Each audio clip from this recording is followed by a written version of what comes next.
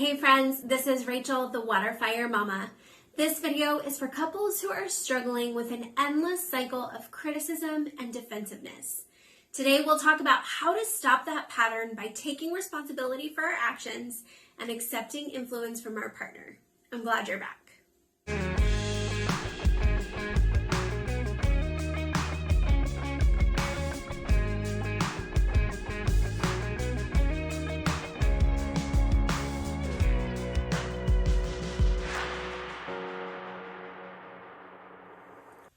In this video series, we've been talking about things we want to avoid and what we can do instead in our marriages to help them be healthy and thrive.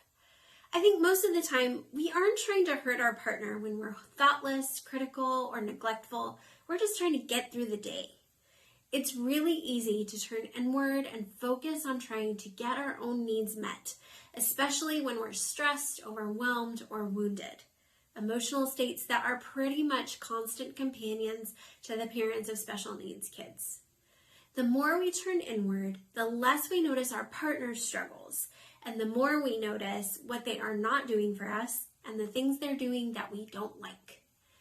The more desperate we become to get our needs met for love, respect, and connection, the more we tend to act out with things like controlling, nagging, anger outbursts, shutting down and resentment, working too much, overspending, or compulsive or addictive behaviors like substance abuse. These things trigger vulnerable feelings within our partner, and pretty soon we're going back and forth, hurting each other with contempt, criticism, defensiveness, and stonewalling. We're trying to get our needs met and soothe our vulnerable feelings, but we end up hurting our partner instead, which triggers their vulnerable feelings that they try to soothe in unhealthy ways. And we get locked in this downward spiral. If you want to take a deeper look into these behaviors and even more into what makes marriages thrive, I highly recommend reading 7 Principles for Making Marriage Work by Dr. John Gottman. Dr. Gottman and his wife have spent decades researching and distilling what makes committed relationships tick and what makes them self-destruct. A lot of the material that I've used for this video series has come from this book, so you definitely want to check it out. We touched on defensiveness in our last video when we talked about criticism and harsh startups. I think of defensiveness and criticism as twins, where one shows up, the other one usually isn't far behind. Defensiveness isn't just defending yourself against an accusation. It's a way of blaming your partner. You're basically saying, the problem isn't me, it's you. You're implying that any reasonable person would have misbehaved in the same way you did given those circumstances, and your partner is being unreasonable for suggesting otherwise. So what does that look like in marriages like ours? Well, there's possibility that every once in a while I might leave our house without locking the back door. I go out on the back deck to do my devotions some mornings, and I don't always remember to lock it when I come back in. So my husband gets upset when he comes home and finds that the door has been left unlocked all day. Now, when he says, I'm upset that you left the door open again, and I come back with, chill out, it's not that big of a deal, get off my case. That's defensiveness. It's implying that it wasn't my fault, or if it was, that my husband is overreacting to point it out. In essence, he's the problem for thinking it's a big deal, not me for leaving the door unlocked in the first place. The problem with this is that my defensiveness is pitting us against one another and blocking us from addressing the real problem, which is that my forgetfulness could put our family in danger. Defensiveness is often one of the first things I need to address when couples come to me for counseling. If you're only going to point fingers at your partner, we're not going to get anywhere. The only things we have control over are what we say, what we do, and what we focus on. Inside or outside of the therapy office, we can't change our partner. If we want things to change, we have to begin and end with our own habits. Galatians 6:4 in the Contemporary English Version says, do your own work well. Don't compare yourself with others. We each must carry our own load. As Christians, we want to be the kind of people with integrity who do the right thing regardless of what our partner is doing. So the first step in reducing the cycle of criticism and defensiveness in our relationships is recognizing that we're not perfect and taking responsibility for our actions. Nobody likes to be called out on something they did wrong or something they forgot to do, especially if it's done in a critical or accusatory way. But we can't control how our partner speaks, so we've got to be able to tolerate a little bit of discomfort for the greater good of the relationship and admit when we're wrong.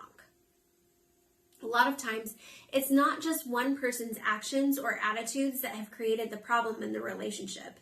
It's the combined behaviors of both partners.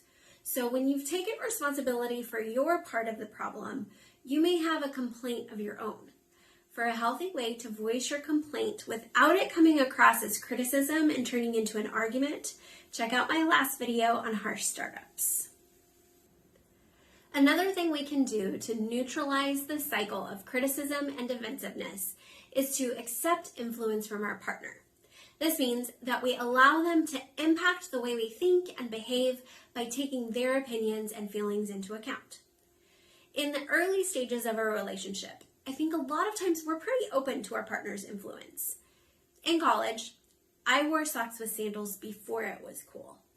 But David and I had just started dating, and I pretty quickly learned that he did not think it was cool. So thus ended the socks and sandals ensemble. You might be able to think of several examples when your partner has changed your mind or you've changed theirs about something even more meaningful than footwear. Accepting influence doesn't mean we change who we are or compromise on values that are core to us. The idea is that we can allow them to change our minds about something important to them to keep the relationship moving forward. So, how do we do that? We search within our partner's request for something we can find reasonable. That gets us back on the same team, and a solution to the problem may arise more readily.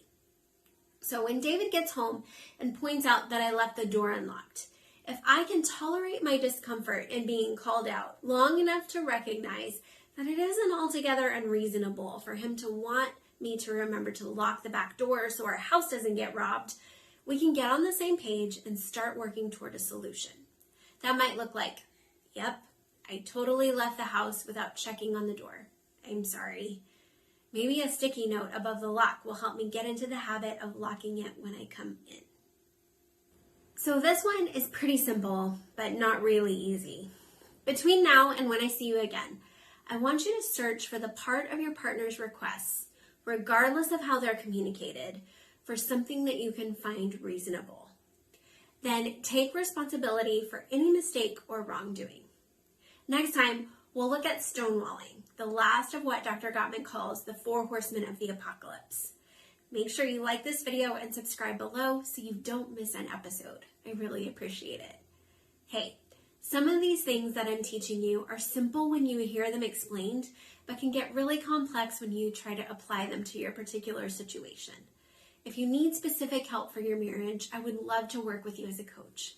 Click on my website through waterandfire.com in the description and fill out the contact form so we can get connected.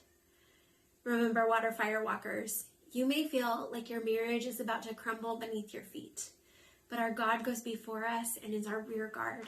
He's going to carry us through these tough days. He's got you, and I'm here to help. I'll see you next time.